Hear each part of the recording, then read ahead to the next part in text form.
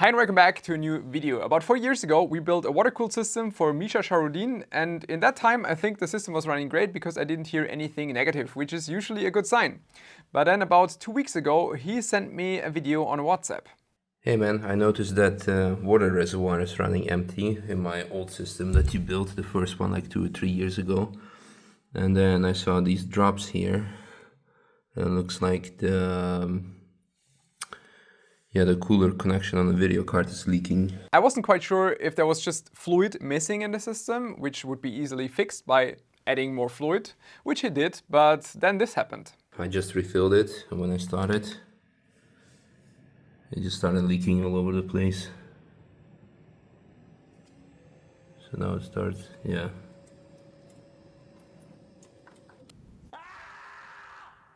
Especially if you keep in mind that underneath the GPU we have the PSU, this was fully concerning, full panic mode. I told him, pull out the plug, don't power on the system again, and we will have to check it. He also told me he needs the system urgently, so there was basically no other choice for me to travel all the way to the Nürburgring, pick up the system, and in today's video we want to find out what happened.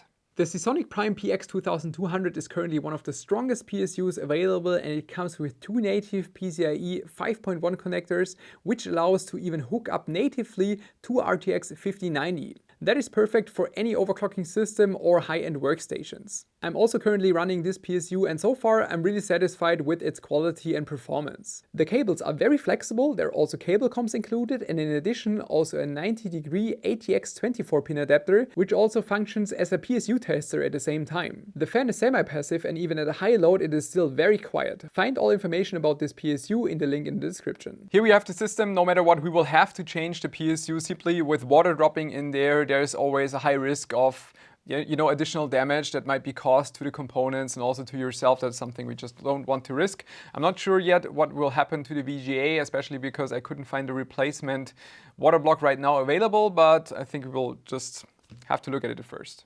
While transporting the system, I already noticed some, residues from some kind of fluid, and I'm not quite sure if this is from a longer time or if this happened when we just picked it up, but I think we'll just have to take a look inside.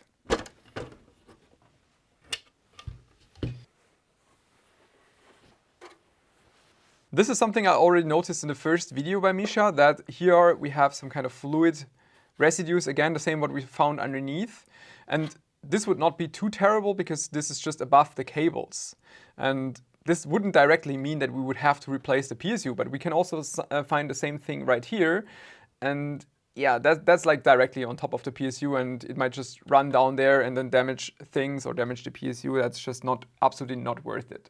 I was obviously surprised and I was curious what happened here, especially if you take a look at those residues. This is a clear indication for me that this is not a sudden change, like transportation damage or something. You could assume, I don't know, the system was moved to a different location, dropped too heavy, and then the block might crack or something like that, which would be a sudden damage, and then you have a sudden leak.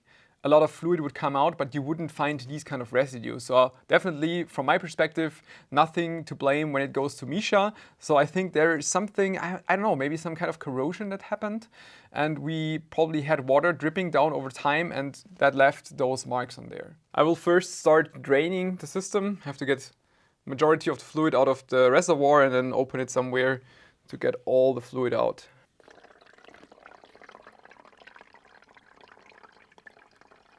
On the VGA there are also some strange residues, like limestone or something. Also looks like it shouldn't be there.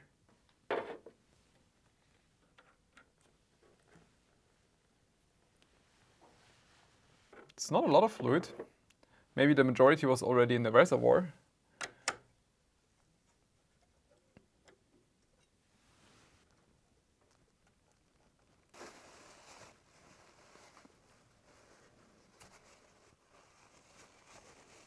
One thing I straight noticed when picking up the system is we also have those kind of fluid or like limestone residues on the screws. And there's also one screw right here that's just fully loose.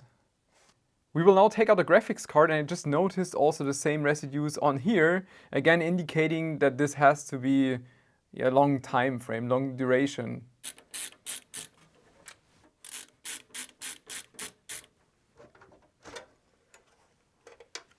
This is absolutely unusual.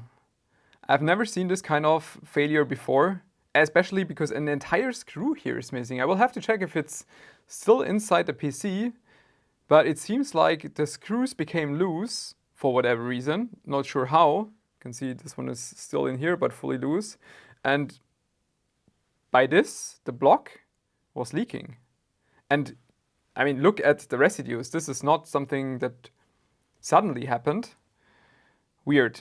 To check if we can find the screw, I first want to inspect the PSU condition, take out the old PSU. I have a replacement Seasonic PSU that is also fully modular. I checked that the cables are compatible, so it should be easy to just do plug and play. I also want to see if there is any damage to the cable. Shouldn't be. I mean, if just water drips on the cable, should not be a problem, and everything is pretty much dry here, but I will double check that.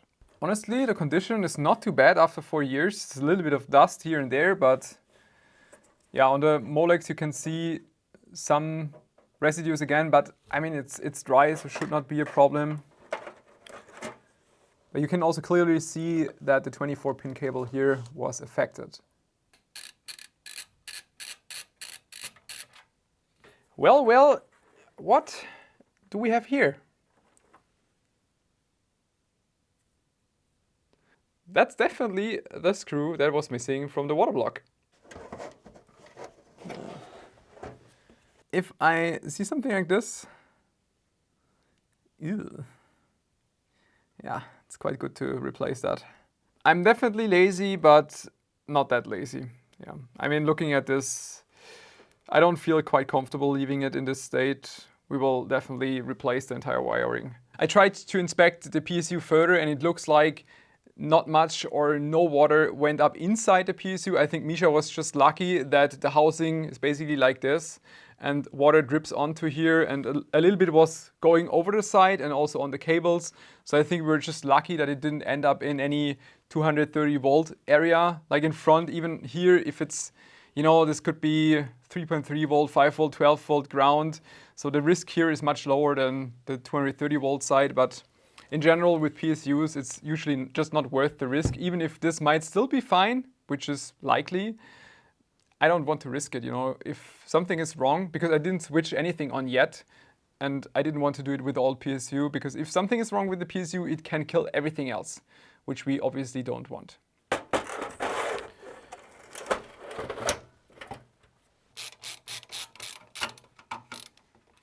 Now the interesting part, which is the graphics card. For multiple reasons. First of all, I want to figure out what went wrong or what happened with this kind of corrosion behavior. At the same time, I'm curious if we can find more leftovers inside the block, which would be concerning. It would also mean that we would probably have to disassemble the entire loop, because if there are some, you know, I don't know, weird particles and stuff in the block, you can be sure that you would find the same kind of stuff also in the CPU block, probably also in the pump. And yeah, I hope not. We will first now remove the backplate.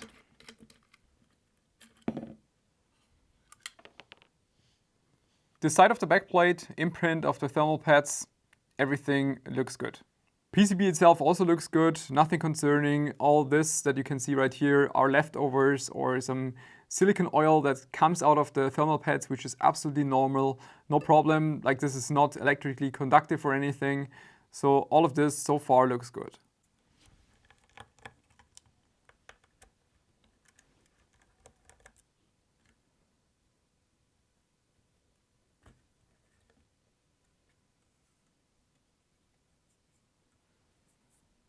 And even this side looks pretty good. Can't see any kind of residues.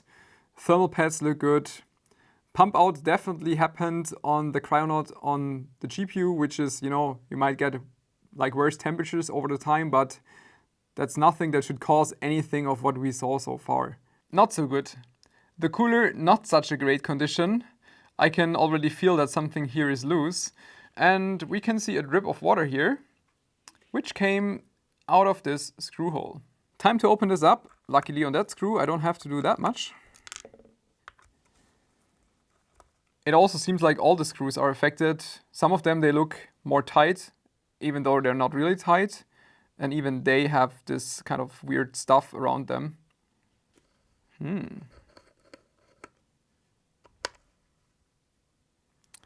Well, that looks nasty.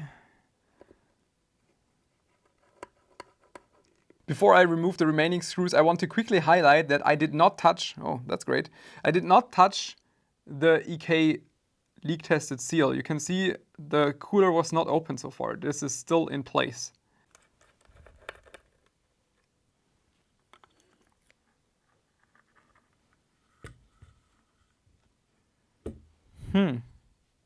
That's kind of good news, at least if we look at the internal area of the block. No residues basically inside of the structure except for like a tiny, yeah, some tiny bits like machining residues, but that's not really a problem. Like nothing that blocks the structure, so I think there should also be nothing in the CPU block. That looks all right for, you know, four years of usage. I think this all looks okay, except for everything that is outside the O-ring area. You can see that all around this was wet. We have a ton of corrosion, or not really corrosion, but some residues from the liquid on both sides. So not only on the copper and the nickel plated side, but also on here, on the POM side, acetal. You can see a lot of stuff that built up here. Definitely over time, this is nothing that happened on like a day. This is definitely a slow process that occurred over time and then leaked. Very interesting case that I have not seen before. Let me know if you observed something like this in the past. I tried to think of what might have happened, and I think the most likely thing that happened is just, you know, aging and thermal expansion probably that loosened the screw over time, the screws. If you think about, you might want to, you start up the system in the morning, it heats up, you have some load on it, and then you shut it down in the evening. Over, I don't know, hundreds of thermal cycles, it is definitely possible with a lot of thermal expansion here and there that the screws will become loose or might become loose. That is something, or I would say it's the most likely cause. Let me think if you have another theory, but at least I couldn't find anything on the screws that would secure them in addition to just tightening them. I have no clue about how they were tightened in terms of torque, but I also double checked the footage from back then when I built the system, and everything looked fine to me. I did not open the block back then, and also if I look at the screws in the old footage, everything looks fine to me. So I think the most likely or the most reasonable cause is probably some aging thermal cycling that loosened the screws, and that's how we ended up here with the block leaking over time. I also checked with Misha and asked him if he experienced something odd or if there was something happening with the system, and he said that he used it for 3 years without any issues. Then he didn't use it for about half a year, and then he used it again, but like nothing unusual. And I mean, looking at the system, it also looks like a normal usage to me. I checked and there are still 3090 water blocks available, so I can definitely still use the card in the future, but not for his system because he needs it back urgently. And after checking with him, I will just put a 5070 Ti inside, which is a little bit faster than the 3090, at least in the raster performance. It has a little bit less memory, but overall I think it should be a fair replacement. Inspecting the rest of the components, like opening the pump, all of this looks fine. There are no special residues or anything inside here. I think there was no real corrosion going on, so I think the rest of the loop should be okay. I mean, you also saw the water in the early state, which looked fine. I think we can just put it back together. The GPU couldn't be a single millimeter longer, otherwise it would not fit. I first want to check if the system is running, if everything is fine. That's why I did not fill the loop yet. I unplugged the pump for a couple of minutes. That's fine, just to check if we get display signal, if all the components are still healthy. I'm not sure what's going on with the pump. At least the RGB strip seems to be funny. Apart from the pump doing some funky stuff on the RGB strip, system is booting. We also saw detected 128 GB of memory. Obviously the VGA was detected, both SSD were detected. That all looks good, but I will shut it down now. I first thought maybe it's not properly plugged, but you can see if I plug and unplug this, then it's still doing funky stuff. Definitely the RGB strip is broken. I'm replacing the tube that goes from the pump to the CPU block, because obviously we had the GPU in between. So this doesn't look great, to be honest, but just have to get the system back up and running. It's kind of like whatever works solution. Now refilling the loop. Again, heat killer clear fluid. just because with clear fluid you have a lot less issues.